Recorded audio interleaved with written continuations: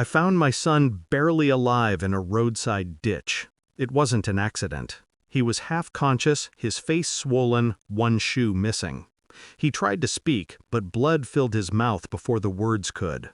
I held him, pressing my hand against the wound on his ribs, whispering nonsense like I used to when he was small and afraid of thunder. When the ambulance lights painted the trees red and blue, he grabbed my wrist and said it, voice torn, breath rattling. It was my wife's father. He said my poor blood is disgusting. Then his eyes rolled back. That night, after the doctors took him in, I drove home in silence. The rain fell like it was trying to bury the road. When I stepped inside, the house felt colder than it ever had. Her perfume still lingered in the hallway, jasmine and something artificial, like a memory pretending to be alive. I sat on the couch, dialed my older brother, and said quietly, "Do you remember what Mom taught us? It's time to put it into practice." Back then, when I first met her, I thought she was light, the kind that blinds you before you realize it's burning your skin. Her laugh was effortless, her eyes direct. She came from money, the kind that never had to ask twice. I didn't care. I believed in work, not bloodlines. Her father tolerated me. That was his word, tolerate. He'd smile at dinner, ask about my little business, then wipe his mouth with a linen napkin as if my presence left residue. She'd squeeze my hand under the table, telling me not to mind him. I told her I didn't, but I did. When our son was born, I saw him hold the baby for exactly 3 seconds before handing him back to a nurse. He said, "He's got your eyes." He meant it as an insult. It started small, the betrayal, a distance, a shift in tone, the way her phone faced down more often. She laughed less when I entered the room. One night she came home late, smelling of cigars and cologne that wasn't mine. I didn't ask, I simply watched.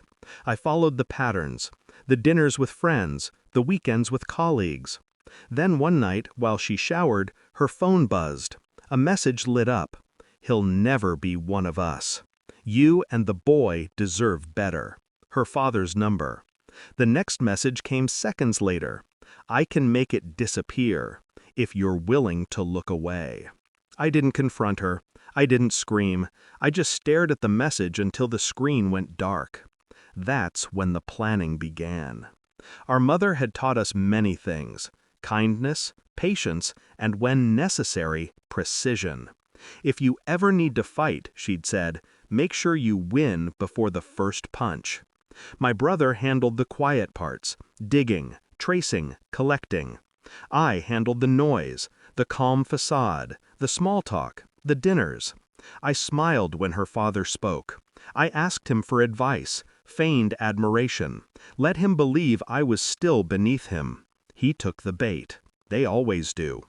I started buying shares, small, unnoticed, in the logistics company he used to launder his money. I found his weak points: a mistress in another city, a second phone, and an offshore account hidden under his chauffeur's name. It took months, but patience was my only luxury left. When my son woke from his coma, I didn't tell him what I planned. He didn't need to carry that. He just needed to heal. The night it ended was deliberate. Her father hosted his usual foundation gala, a parade of hypocrisy under crystal chandeliers. I arrived late, wearing a suit he once said I'd never afford. He greeted me with his rehearsed smile. "You've come alone?" I nodded. Easier to move that way. Halfway through the evening, I gave a small signal to my brother across the room. Within minutes, the projections changed. No one noticed it first, until his company's logo dissolved into a stream of numbers, offshore transfers, and names. His name. Silence fell like a guillotine. The investors turned. Cameras flashed. His wife fainted. My ex-wife's hand trembled around her champagne glass, and in her eyes I saw it. The moment she realized I hadn't just discovered the betrayal. I had built the reckoning. He tried to speak, but security was already moving. The police followed. The headlines the next morning were efficient, merciless. Fraud, tax evasion, assault charges reopened. His empire collapsed before sunrise. She filed for divorce from him first thing that week. Then she called me. Tears, apologies, explanations. I listened. Then I said, "You chose his blood over mine. Now you'll live with it." And I hung up. It's been 6 months. My son's walking again. The scars remain, but they remind us both who we are and what we survived. Sometimes, when I drive past that road where I found him, I pull over for a moment.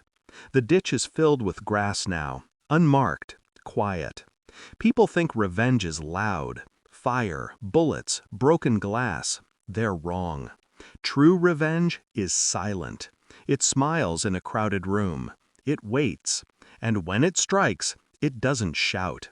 It whispers, "Remember me?"